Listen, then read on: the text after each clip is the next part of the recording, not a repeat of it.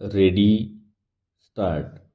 गेल्या वर्षी महाराष्ट्रात नेहमीपेक्षा कमी पाऊस झाल्याने बऱ्याच जिल्ह्यातील खरीप गावांमध्ये टंचाईची परिस्थिती निर्माण झाली.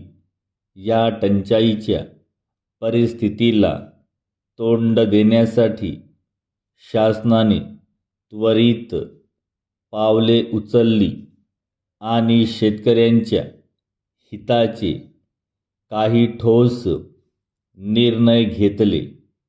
या निर्णयामध्ये पिके वाचविण्यासाठी तसेच चारा टंचाई दूर करण्यासाठी तसेच रोजंदार हमी योजनेखाली कामे देण्यासाठी उपाययोजना करण्यात आली.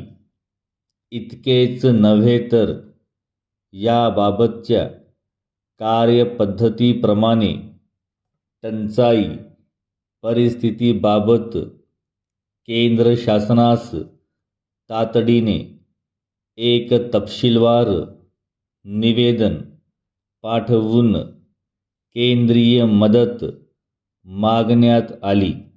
टंचाईग्रस्त भागांची पाहणी करण्यासाठी त्यानंतर एक केंद्रीय पथक येऊन गेले. तात्पुरती मदत म्हणून केंद्र शासनाने नुकतेच 20 कोटी रुपये राज्यात मंजूर केले होते. परिच्छेद. आतापर्यंत शासनाने रोजगार पुरविण्यासाठी, पाणी पुरवठा करण्यासाठी आणि जनावरांना वैरण देण्यासाठी सुमारे 30 कोटी रुपये खर्च केलेले आहेत.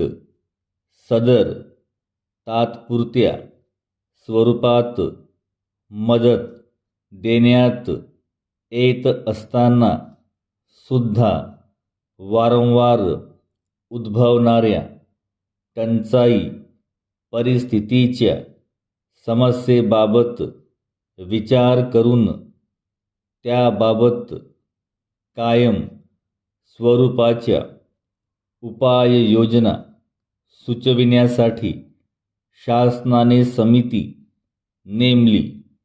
त्या समितीने आपला अंतिम अहवाल शासनास सादर केला असून त्यामध्ये अवर्षण आयोग नेमण्याची सूचना केली आहे.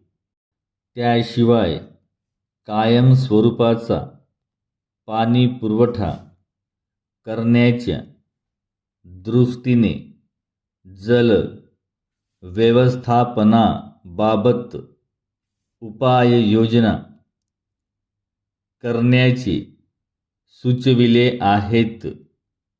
गावातील पाण्याच्या टंचाईची परिस्थिती दूर करण्यासाठी शासनाने उपाय केले आहेत.